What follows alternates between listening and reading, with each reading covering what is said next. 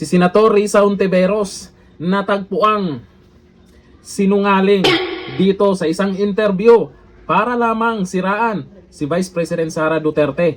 Dito sa isang interview, may sinasabi siya pero hindi niya alam ng karamihan kung ano ang katotohanan. Ito ba ang pamamaraan nyo, Risa, para talunin siya? Para talunin si VP Sara?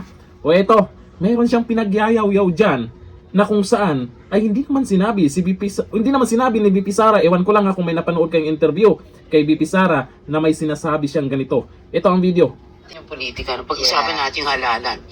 Can she be defeated? Any candidate can be defeated. So even VP Sara, as strong as she is today, as a candidate going towards 2028, can be defeated. So yung hamon niya na talunin nyo na lang ako. Oo. Yung sinabi niya, natalunin nyo na lang ako. May hamon daw si VP Sara na ganon? May natatandaan ba kayong sinabi ni VP Sara yon?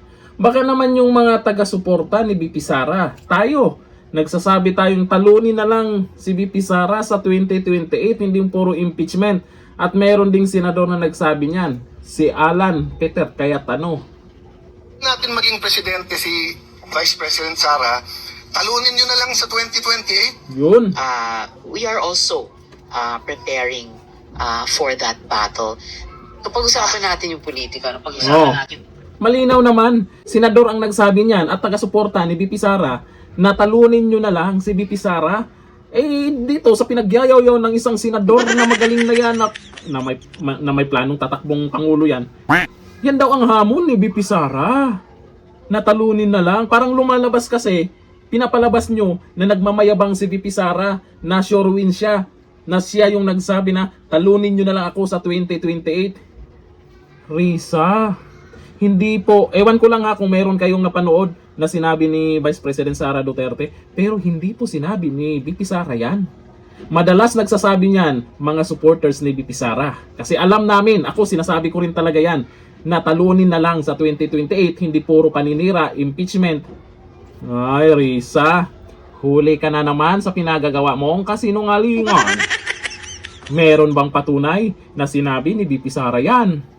Talaga naman, sa mga pink ina, kung naniniwala kayo sa pinagsasabi ni Risa, malamang sanay na kayo sa kanya. O ito, ayon sa mga nag-comment, Risa, ito sa video na yan, yung pinagyayaw-yaw mo. Ang sabi po sa mga nag-comment sabi ni Carlito F. Niles, kayo po ba Risa Hontiveros ang lalaban sa pagka-presidente? Ha.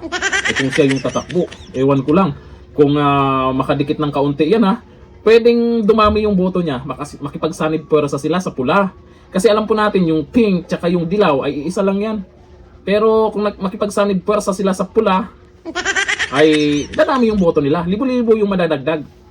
Hindi libo-libo ang boto kay VP Sara. Milyon-milyon na. At patuloy na dumadami ngayon. Yung nakasuporta sa pula, may iba, lumipat na kay VP Sara. Sabi ni Seth Paderon, apakasinungaling. Sabi ni Seth Sabi ni Jojo Nazareno, sabi ni Senator Alan, hindi si VP Sara Duterte ang may sabing talunin nyo na lang siya. Napakasinungaling mo, Hontiveros. Tapos gusto mong maging presidente? Ambisyosang sinungaling. Uy, may bagong tawag sila. Ambisyosang sinungaling Sabi ni Donna Ruth Asilo, fake news talaga tong si Risa. Iwan ko lang kung mayroong napanood kayo. Baka naman pwede nyo i-comment dyan na may napanood kayong sinabi ni VP Sara Duterte. Pero tayo po ay updated po tayo sa mga galawan po ni VP Sara, kaya bumilib po tayo doon.